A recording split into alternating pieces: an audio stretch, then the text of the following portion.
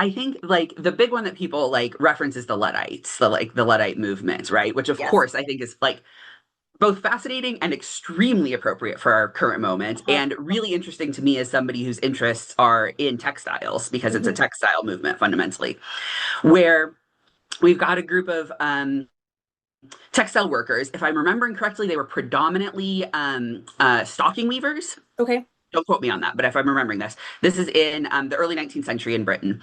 And what they end up kind of protesting against is bringing in mechanized looms. So looms that Hmm. are running off of like a mill or something, right, where the water is pushing that.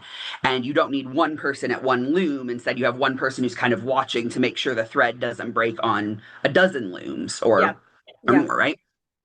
And what the Luddites end up doing, of course, is they end up like breaking into the factories. They end up breaking the machines. They burn Hmm. them down. They physically threaten the owners of the factories. But they go to all of this after trying other options, Yes. right? After trying negotiation, after trying legislation, and that failing. So they go to it not as the first step, but later, which I think is a useful lesson for us to think about is like, what has failed Hmm. and what could we try next? Yes.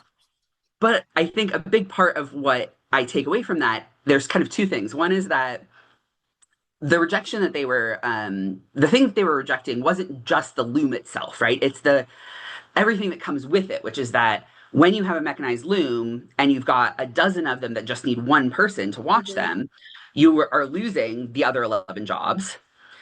The person who is now in charge of those like 12 looms, I'm using that as an example, Right.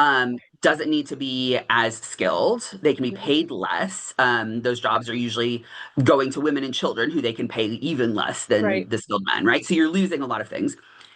And the only reason those mechanized looms could exist in the first place is because they stole that knowledge from the artisans who had it. They took that from Yes. it, which is I just got a, like an Indeed email, which I don't know why I'm still on the Indeed email list from whenever I was searching for jobs like 15 years ago, but I am. Right. That was like, oh, would you like this art history job training AI in art history?